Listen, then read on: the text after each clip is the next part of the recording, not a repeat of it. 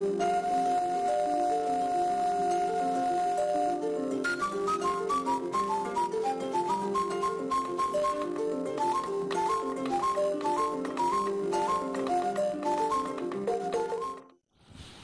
et messieurs, bonsoir. Merci de votre fidélité à la télévision nationale. Voici les titres du journal. Guinée, Nigeria vers de nouveaux partenariats. Le président Alpha Condé poursuit sa visite de travail à Abuja. Il a rencontré plusieurs investisseurs nigérians. À Conakry, dossier 28 septembre. La 6e réunion préparatoire s'est tenue ce matin à Conakry. 2 grandes conclusions à retenir, dont la formation des magistrats. La Mamaya 2019, l'événement est considéré comme un modèle d'équilibre social, une sorte de démocratie à l'ancienne. Le premier principe, c'est l'égalité au sein du comité d'organisation. Voilà pour les titres.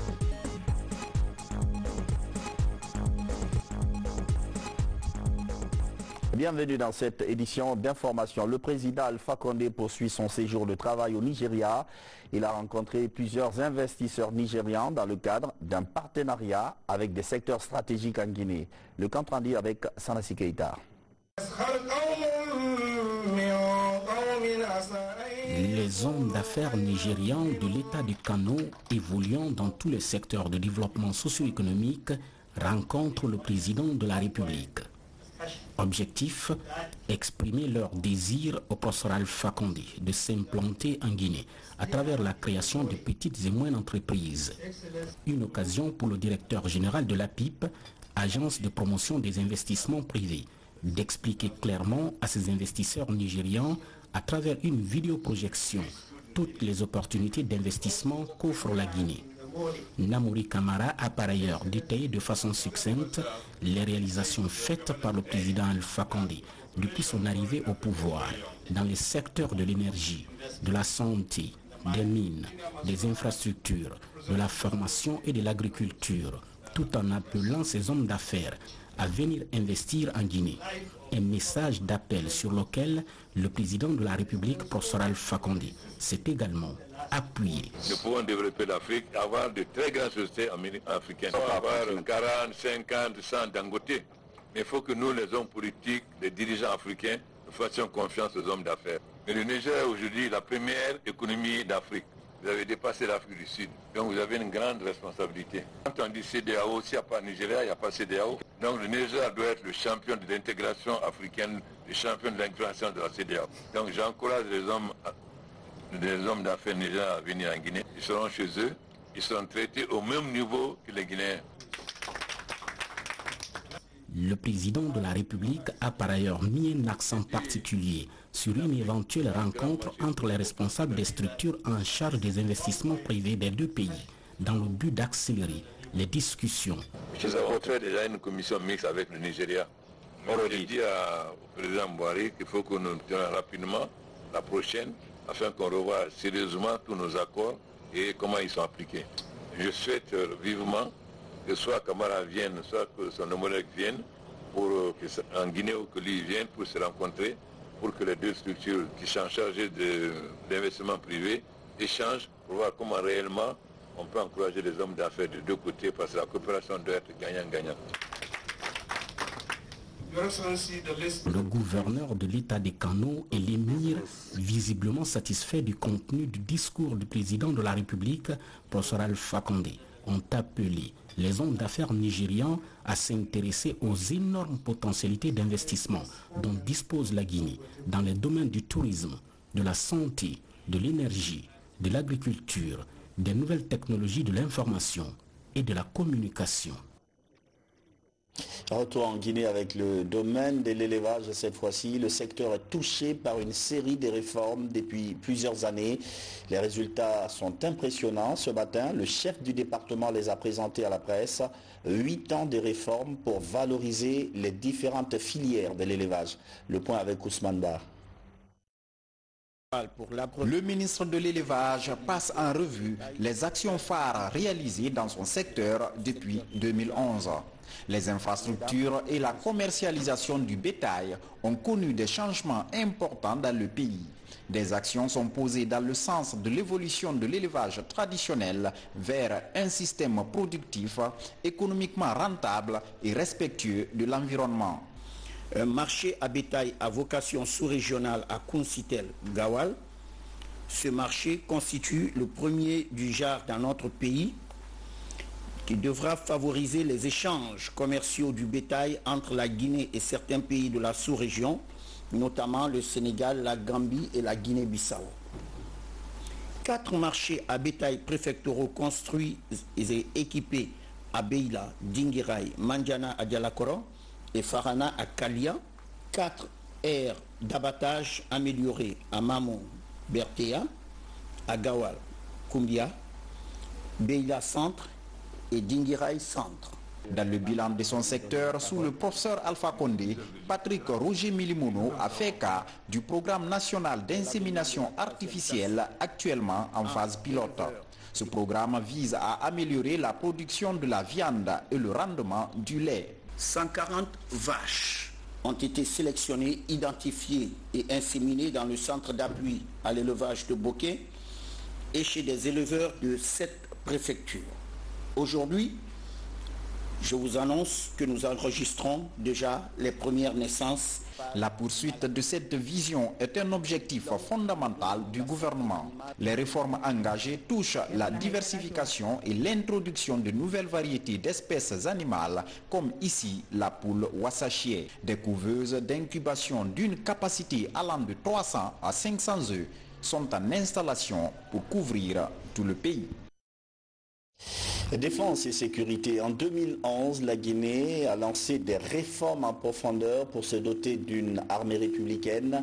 Le projet a connu beaucoup de succès tant au niveau de la Grande Muette que des forces de sécurité.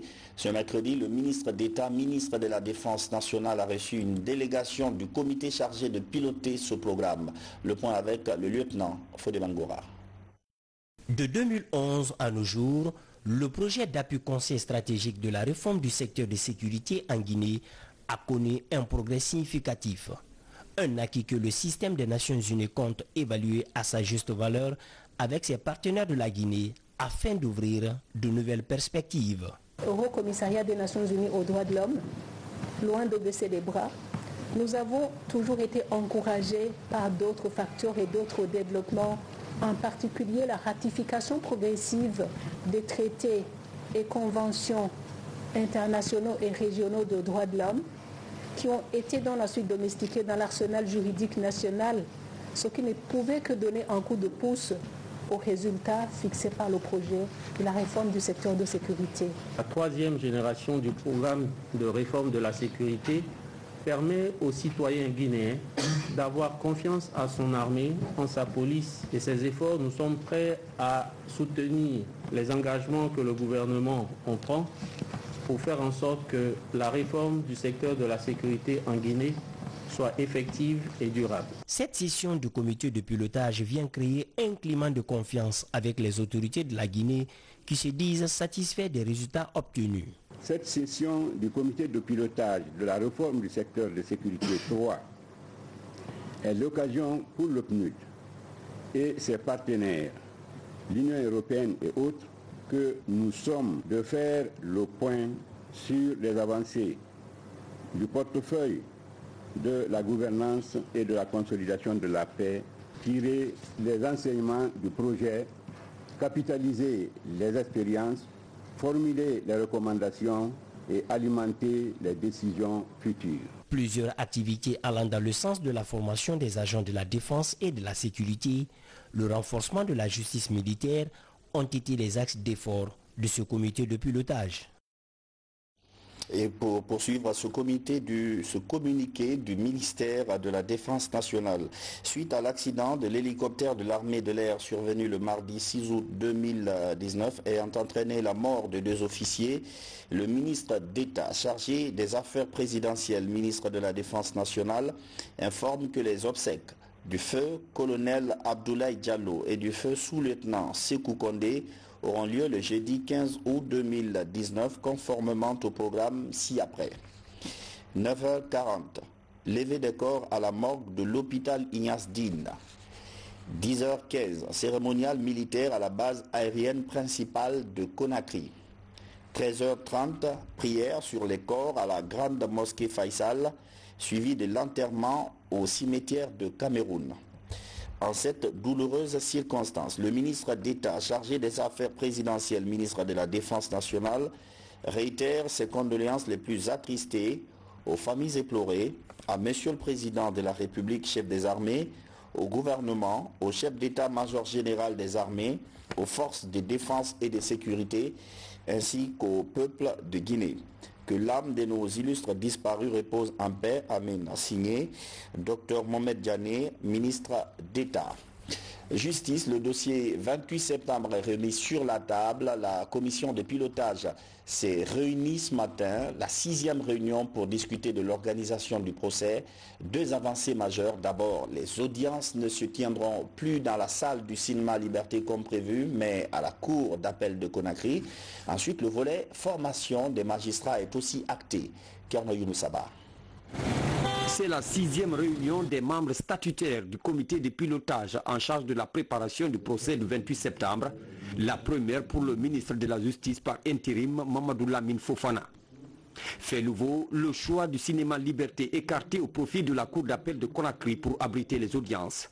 Le comité intègre aussi la formation des magistrats et greffiers devant siéger dans le dossier.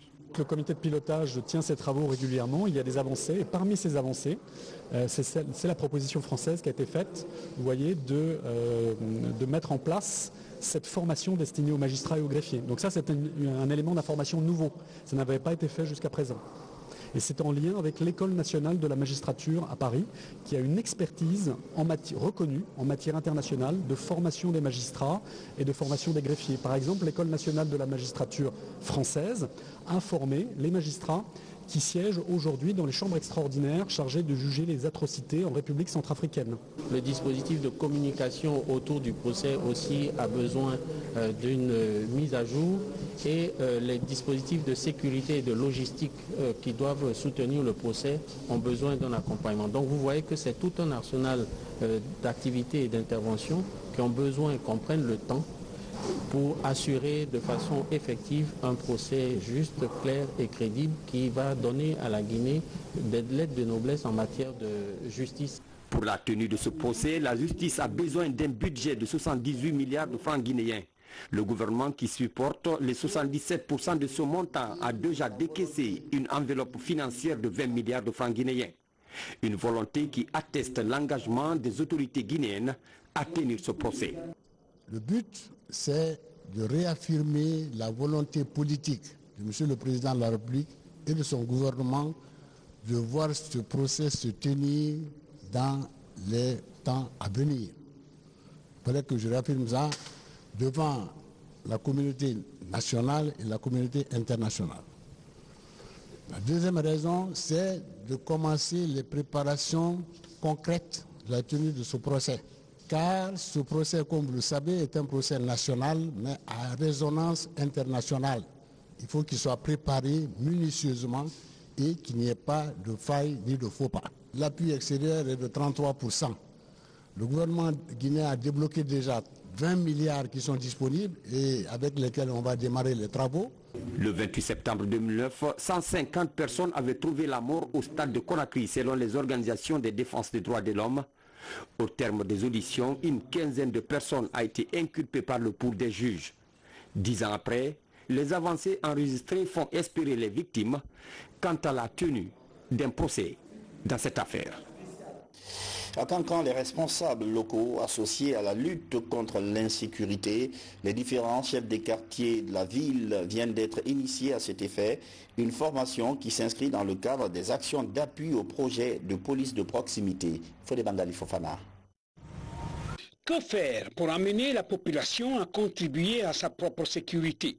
La résolution des conflits, la prévention de la délinquance dans les quartiers pour permettre aux chefs de quartier de résoudre plus efficacement les conflits et contribuer ainsi à la sécurité dans les quartiers.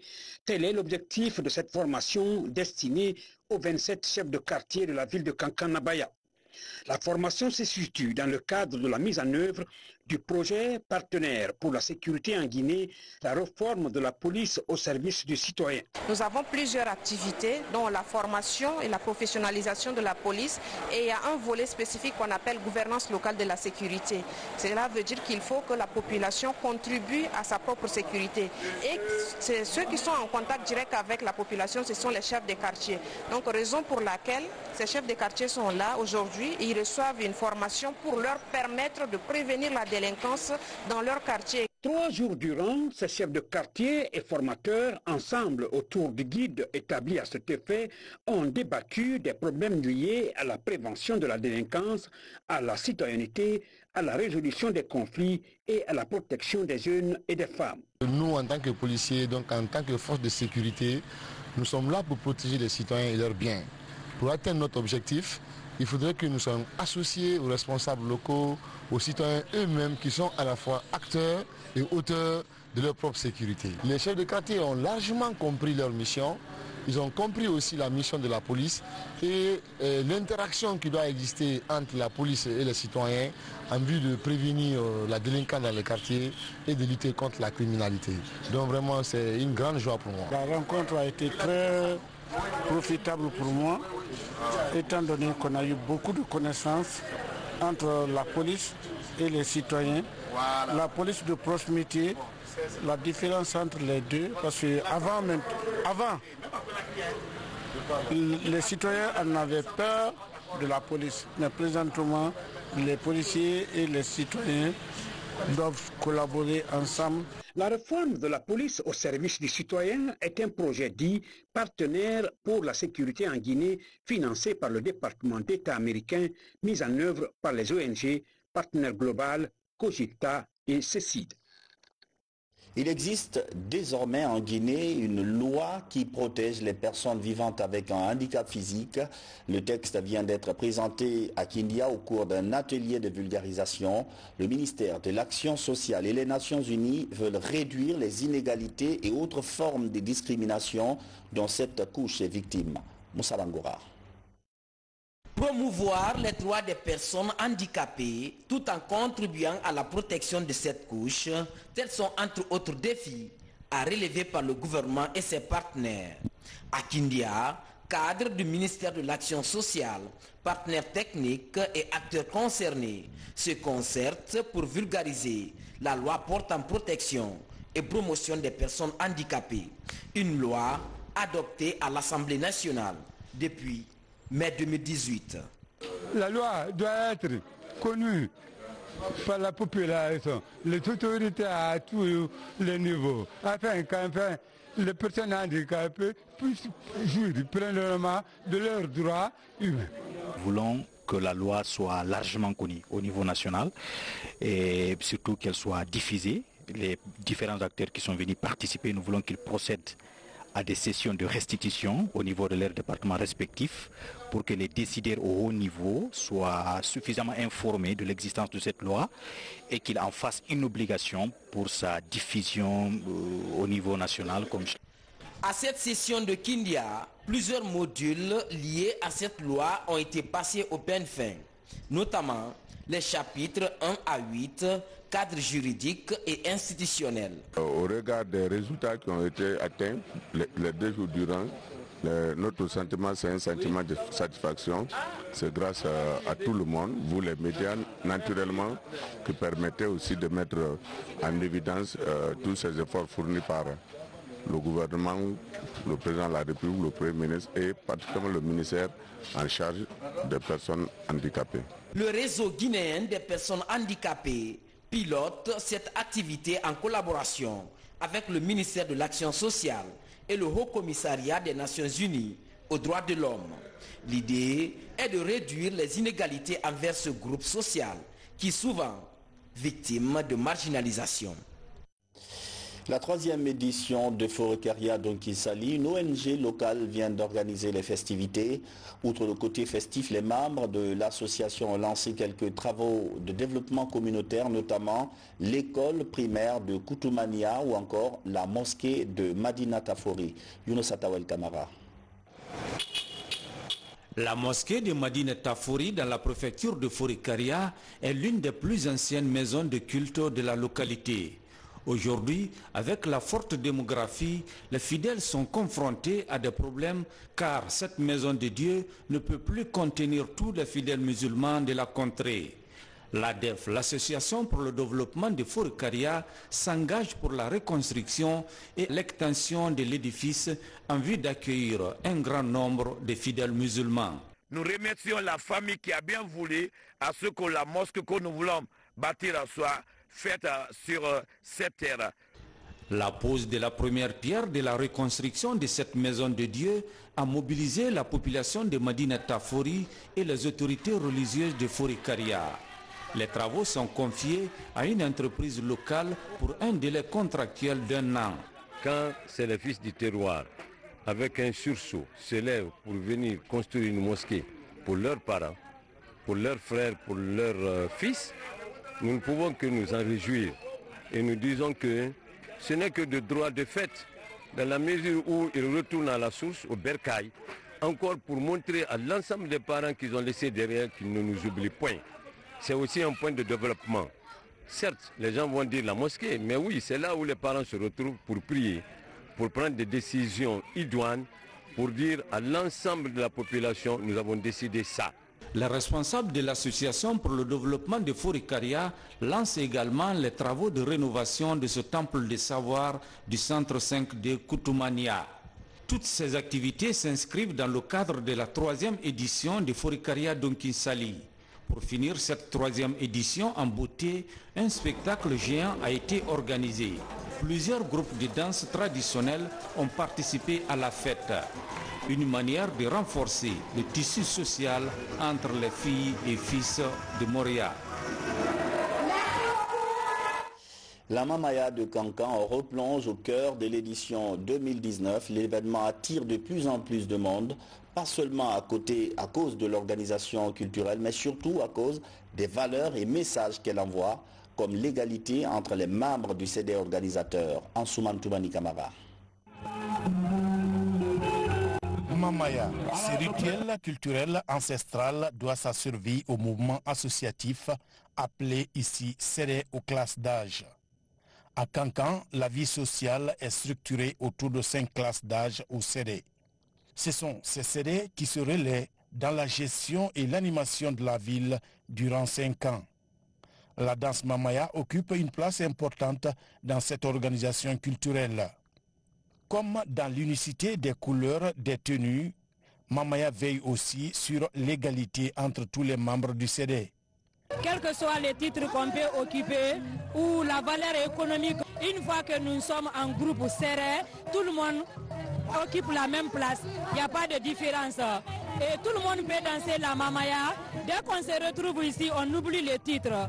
C'est le groupe social qu'on regarde. On s'intègre. Ça crée de l'amour entre les gens et puis ça crée l'égalité entre les gens. Il n'y a pas de catégorie sociale. Dans la cité de Nabaya ou de l'hospitalité, les classes d'âge au Séré, au-delà de l'animation culturelle, contribuent aussi efficacement au maintien d'un climat favorable à tout effort de développement participatif.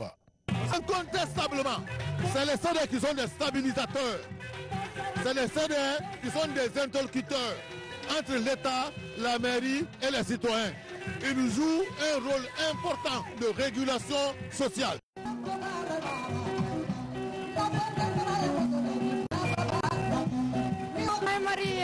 I like Mamaya. I dance Mamaya 3 times. Cette deuxième soirée de la Mamaya 2019 a également réservé une place de choix aux invités de tous bords.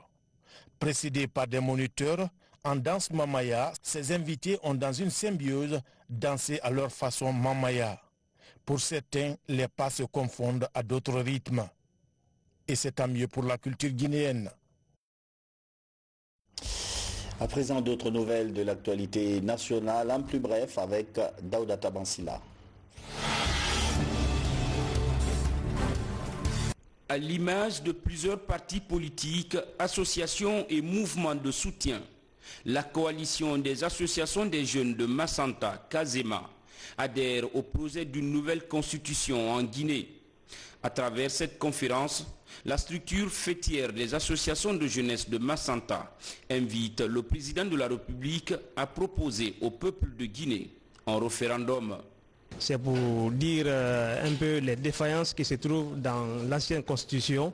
Quand on prend actuellement l'ancienne constitution, et ça ne donne pas vraiment l'opportunité aux jeunes même de se présenter à la magistrature suprême.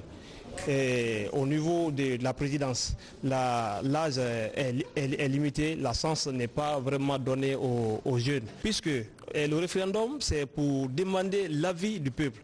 Je pense que c'est vraiment démocratique aussi. À Conakry, l'ambassade des Émirats arabes unis vient d'immoler une dizaine de bœufs. Dans des sacs plastiques, la viande a été offerte aux fidèles musulmans de plusieurs mosquées de la capitale.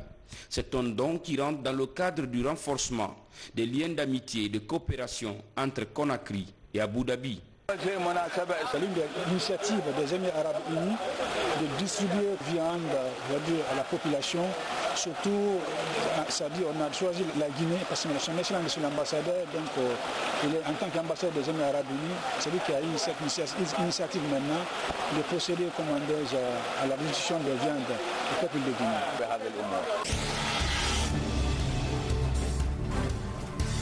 Décédé le mardi 6 août à Paris des suites de maladie, l'ex-chef de cabinet de la primature, Mama Kassouri Bangoura, a regagné mardi 13 août sa dernière demeure à Farmoria, préfecture de Forcaria.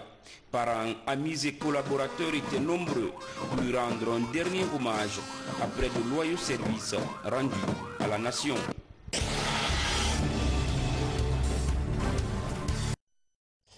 Paix à l'âme de Mama Kassouri. C'est la fin de cette édition d'information. Merci de votre fidélité à la télévision nationale. Bonsoir.